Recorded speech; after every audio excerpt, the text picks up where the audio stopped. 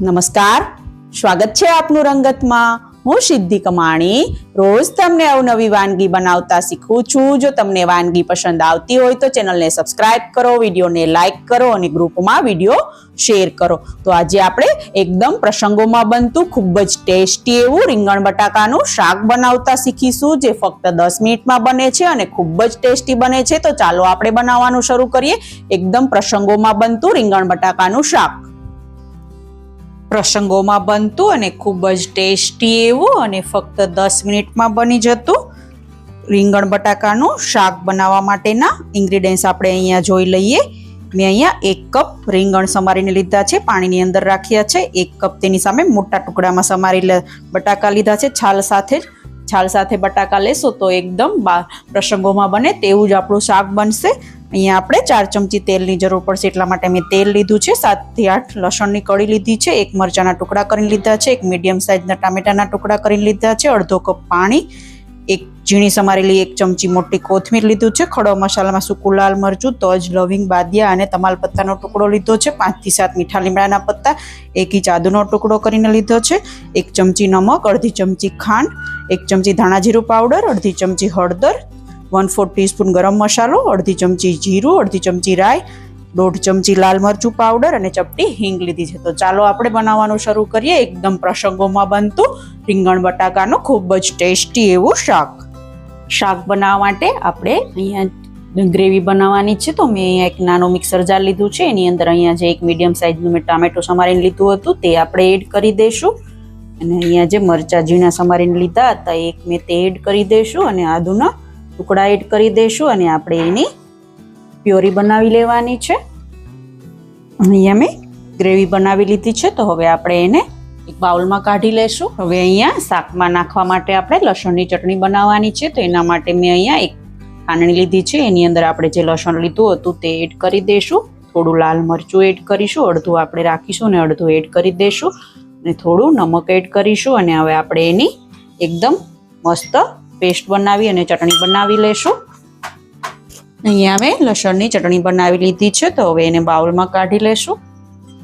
હવે અહીંયા શાકનો વઘાર કરવાનો છે, તો મેં અહીંયા એક પ્રેશર કુકર લીધું છે, તો હવે આપણે એને ગેસની ફ્લેમ ચાલુ કરી અને ગરમ થવા માટે રાખી દઈશું, અને એની અંદર આપણે 4 ચમચી જેટલું તેલ એડ કરી અને તેલને ગરમ થવા દઈશું। અહીંયા તેલ ગરમ થઈ ગયું છે, તો તેલની અંદર અહીંયા જે મેં રાઈ લીધી હતી તે હું એડ કરી દઈશ, અહીંયા જીરું લીધું હતું તે એડ કરી દઈશ, ચપટી હિંગ એડ કરી દઈશ, મીઠા લીમડાના પત્તા એડ કરી દઈશ, અને સૂકો જે ખડો મસાલો લીધો હતો તે બધો એડ કરી દેવાનો છે, અને બધો વ્યવસ્થિત તેલમાં સંતળાઈ જાય પછી આપણે એને વ્યવસ્થિત તવીથા વડે ખડા મસાલાને સાંતળી લેવાનો છે, જેથી એનો ટેસ્ટ સબ્જીમાં ખૂબ જ મસ્ત આવે છે। તો હવે આપણે એની અંદર અહીંયા જે બટાકાના મોટા ટુકડા કરીને લીધા હતા તે એડ કરી દઈશું, અને વ્યવસ્થિત રીતે આપણે એને તેલમાં મિક્સ કરી અને થોડી વાર માટે પકવવા માટે રાખી દઈશું। આપણા બટાકા પાકે ત્યાં સુધીમાં આપણે જે અહીંયા ટામેટા, મરચાં અને આદુની ગ્રેવી કરી છે એની અંદર આપણે અહીંયા જે લાલ મરચું પાવડર લીધો હતો તે એડ કરી દઈશું, અહીંયા ધાણા જીરું પાવડર અડધો એડ કરી દઈશું, અને અડધો આપણે ઉપરથી એડ કરવાનો છે। અહીંયા નમક એડ કરી દઈશું સ્વાદ અનુસાર, અને અહીંયા હળદર એડ કરી દઈશું, અને બધી જ વસ્તુને વ્યવસ્થિત રીતે આપણે મિક્સ કરી લેવાની છે। અહીંયા મેં શાકમાં નાખવા માટેની સિક્રેટ ટ્રીક્સ અહીંયા ટિપ્સ બનાવી છે, તે રેડી થઈ ગઈ છે। આ રીતથી તમે સબ્જીની અંદર મસાલો નાખશો તો એકદમ પ્રસંગોમાં બને તેવું સબ્જી બને છે। તો અહીંયા મેં બધું જ મસ્ત મિક્સ કરી અને ગ્રેવી રેડી કરી લીધી છે, તો હવે આપણે એની સાઈડમાં રાખી દઈશું, અને અહીંયા આપણા બટાકા જે પાક્યા છે કે નહીં તેને આવી રીતે ફેરવતા થોડી વાર આપણે 40% જેટલા પાકી જાય ત્યાં સુધી એને આપણે પકાવવાના છે। અહીંયા આપણા બટાકા 30 થી 40% જેટલા પાકી ગયા છે, તો હવે આપણે એની અંદર અહીંયા જે પેસ્ટ રેડી કરી છે પ્યોરી અને બધા મસાલાની તે એડ કરી દઈશું, બધી જ પેસ્ટને વ્યવસ્થિત રીતે એડ કરી દેવાની છે, અને પછી આપણે વ્યવસ્થિત એને મિક્સ કરી દેવાની છે। તો અહીંયા અમે ચમચા વડે વ્યવસ્થિત રીતે તેલની અંદર મિક્સ કરશો એટલે આપણા શાકનો ટેસ્ટ ખૂબ જ મસ્ત આવશે, અને કલર પણ ખૂબ જ મસ્ત આવશે। આ રીતે તમે શાકમાં મસાલા એડ કરશો તો હવે અહીંયા મેં મસાલા એડ કરી દીધા છે, તો આપણે જે અહીંયા લસણની ચટણી બનાવી હતી તે પણ આપણે એડ કરી દઈશું, અને એને પણ વ્યવસ્થિત રીતે શાકમાં મિક્સ કરી લેશું। હવે અહીંયા મેં બધા મસાલા મિક્સ કરી લીધા છે. તો હવે આપણે જે અહીંયા રીંગણ પાણીમાં સમારીને રાખ્યા હતા તે આપણે એડ કરી દેવાના છે બધા જ રીંગણને. ને રીંગણ સમારો ત્યારે રીંગણને મોટા ટુકડામાં સમારવાના, જેથી આપણે એને કુકરમાં બનાવીએ કે તપેલામાં બનાવીએ ત્યારે એના ટુકડા એકદમ મેશ ના થઈ જાય. અહીંયા મેં રીંગણને પણ શાકમાં મિક્સ કરી લીધા છે. તો હવે આપણે થોડીવાર અડધી મિનિટ માટે રીંગણને પણ તેલની અંદર પકાવવા માટે રાખી દઈશું. અડધી મિનિટ થઈ ગઈ છે. અહીંયા મસ્ત બધું શાકની અંદર મસાલો મિક્સ થઈ ગયો છે. તો મેં જે અડધો કપ પાણી લીધું હતું તે જે બાઉલમાં આપણે પેસ્ટ રેડી કરી હતી તેની અંદર મેં એડ કરી દીધું છે. તો એ પાણીને આપણે શાકમાં એડ કરી દઈશું અને મિક્સ કરી લઈશું. અને શાકને આપણે પાણી ઉકળે ત્યાં સુધી થોડીવાર માટે ઉકળવા દેવાનું છે. અહીંયા પાણી ઉકળી ગયું છે. તો આપણે જે અડધી ચમચી ખાંડ લીધી હતી તે એડ કરી દઈશું, એટલે આપણા શાકનો ટેસ્ટ ખૂબ જ મસ્ત આવે. આપણે ટામેટા એડ કર્યા છે તો ટામેટાનું ખટાશની બેલેન્સ જળવાઈ રહે એટલા માટે મેં ખાંડ એડ કરી છે. તો હવે ખાંડને પણ વ્યવસ્થિત શાકમાં મિક્સ કરી અને આપણે કુકરનું ઢાંકણ બંધ કરી અને એક વિસલ કરી અને શાકને પકાવી લઈશું.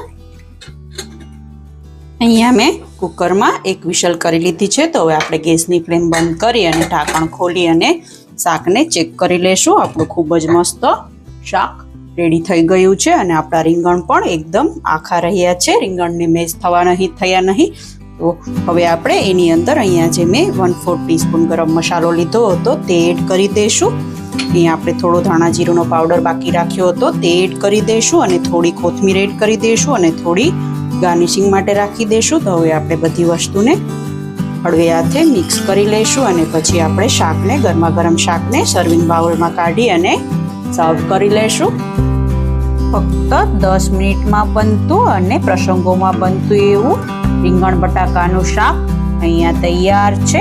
જોતા જ ખાવાનું મન થઈ જાય અને તમારા ઘરના સભ્યો રીંગણ બટાકાનું શાક ન ખાતા હોય તો એ ખાવાનું મન થઈ જાય એવું બને છે. તો તમે પણ આ રીતથી ઘરે એકવાર જરૂરથી રીંગણ બટાકાનું શાક ટ્રાય કરજો અને તમારું રીંગણ બટાકાનું શાક કેવું બન્યું તે મને કમેન્ટ બોક્સમાં જરૂરથી જણાવજો. કેવી લાગી તમને મારી રેસીપી?